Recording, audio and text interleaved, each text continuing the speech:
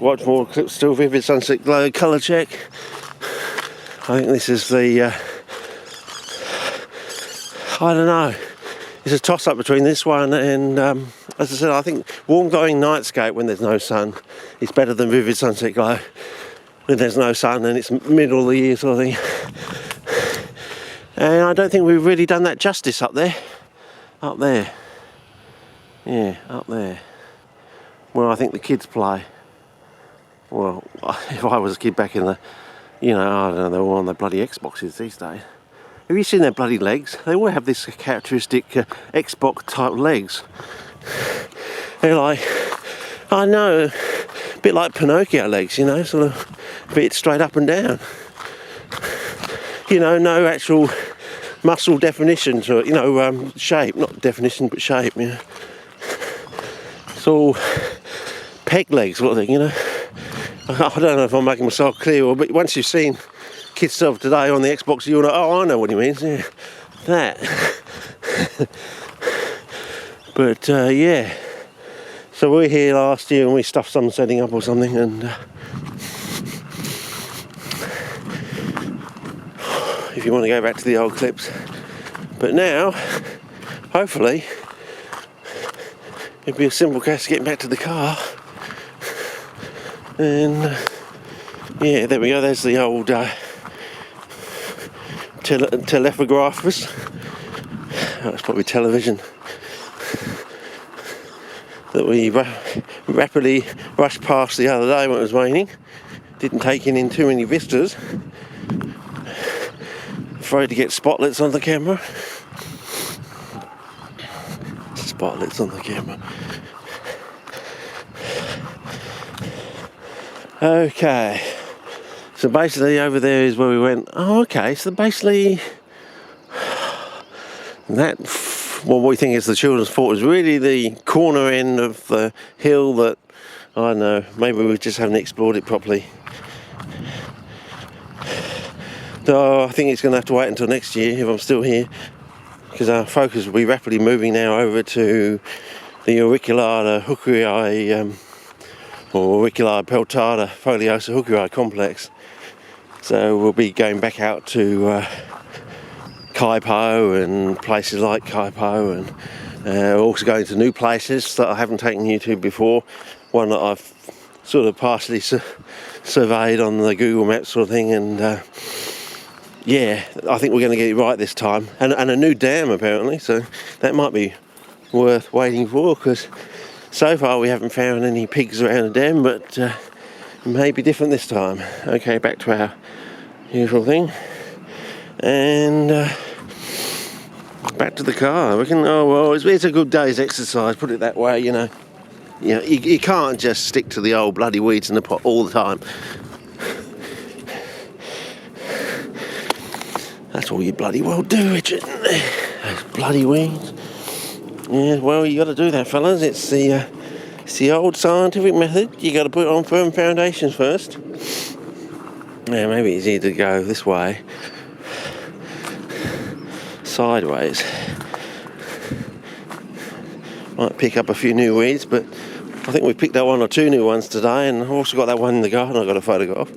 So if I can get home fast enough and the light doesn't go, I may be able to film it for you tonight and whack it up online with some of these early photographs I get from, and I think I can hear a frog to the left of me. Oh. Okay, yeah, colour check on the mushies. Okay.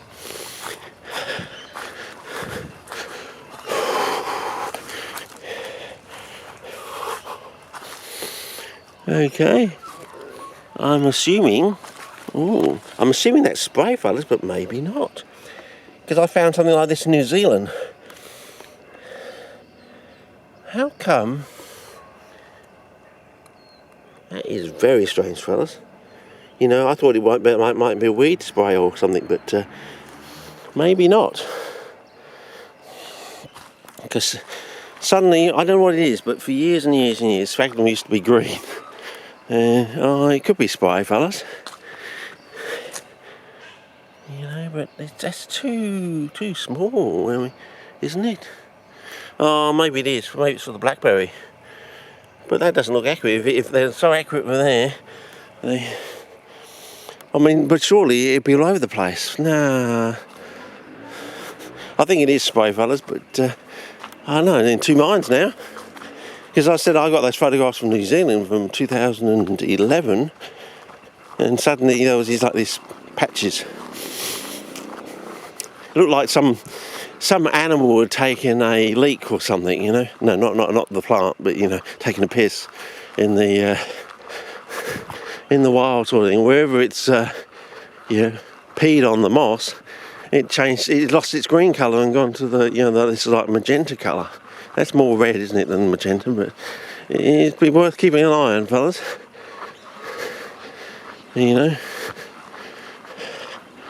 Oh, you never know. Don't know what they're using these things. Maybe there's some rare element they used in the original feedstock for making the bloody herbicide. One of these giant metal atoms or something, you know, that cannot be created or destroyed naturally, in quotes. You know, and they got a few hundred atoms or something floating around, and every time the plant gets hold of a few of these atoms or something, it changes its metabolism and it starts, you know, producing red pigmentation. But no one's ever cottoned on to the fact that it's something. It's not the actual herbicide itself. It's something they use to actually manufacture the herbicide. Some catalyst or something. Some element as a catalyst. Some giant, humongous atom with little background to it, you know, one of these giant lanthanides, or even bigger probably, I don't know, or maybe a combination. So yeah, anyway, back to the car I suppose, and getting quite chilly, but as I said, it's going to be snowing on the top of Mount Lofty, they reckon, at the weekend. And back to, wow, dandelion, that's what I'm talking about, fellas. See the way the leaves start to change, and as the leaves get longer, they go like a, not a hammerhead, what do we call it, a swordfish. Yeah, that's it, swordfish. So you've got the lovely Rumex there. That looks like a really sort of clump cute one, actually. Yeah, as opposed to the much larger broader leaf specimens I see around the Field River. But anyway, it seems like it might be time to go on our annual, you know, search for maximum Rumex. And the reason being, of course, is I categorise as we got Rumex, rhubarb and Gunnera. Now Gunnera is cyanophytically engaged, so you get the giant growth is due to the nitrogen fixation of the cyanophyte. Whether rhubarb can be made to do the same, and vice versa, and Rumex, or certain members of the Rumex, but we also have these things in the same. We're misting up, aren't we, fellas? Okay. But we also have things like buckwheat, which are also in the same Polygonaceae family, and they have this extraordinary growth potential. So yeah. Anyway, probably time to start a new clip, mate.